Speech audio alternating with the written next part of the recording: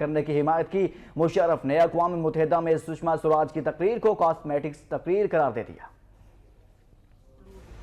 India today को दिए जाने वाले इंटरव्यू में परवेज मुशर्रफ का कहना था कि बगैर सबूतों के पाकिस्तान पर किसी भी किस्म का इल्जाम इंतहाई गैर जिम्मेदाराना इकदाम है। अगर पाकिस्तान पर इल्जामात आयद किए जाते हैं तो कुलभूषण यादव कोयटा में क्या कर रहा था? हम भारत में अमन चाहते हैं, लेकिन भारत ऐसा नहीं चाहता।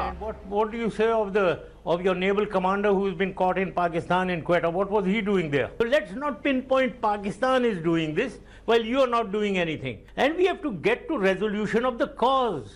And the cause happens to be Kashmir. How many times should I say it? I believe in peace with India. But you cannot have peace at our cost. Parvez Musharraf का कहना था कि पाकिस्तान में होने वाली तमाम दहशतगर्दी में भारत का हाथ है। बलूचिस्तान में तमाम कार्रवाइयां भारत करा रहा है। In Balochistan, all these figures that you are quoting are all bullshit figures. Separatism going on there, which you are facilitating.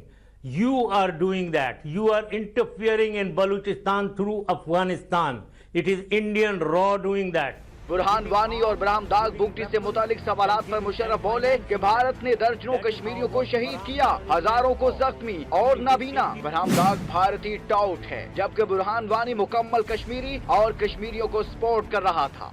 Burhan Wani has total support of the Kashmiris there. On his death, the whole of Kashmir rose. And that is why you have to kill 80 people. General this is the leadership that Burhan Wani had of Kashmir. This man that you are talking about, if there is no problem in Balochistan, he cannot even get 10 people from his own area. Musharraf का कहना था कि raw और Daesh एक जैसी हैं, हमें धोखा ना दिया जाए, हम बेवकूफ नहीं। मुशर्रफ ने सुषमा स्वराज की अक़वाम मुत्तहिदा में तकरीर को कॉस्मेटिक्स करार दिया। मुशर्रफ का कहना था कि भारत का अफगानिस्तान और बांग्लादेश पर असर रसूख है, इसी वजह से वो भारत की हिमायत कर रहे हैं।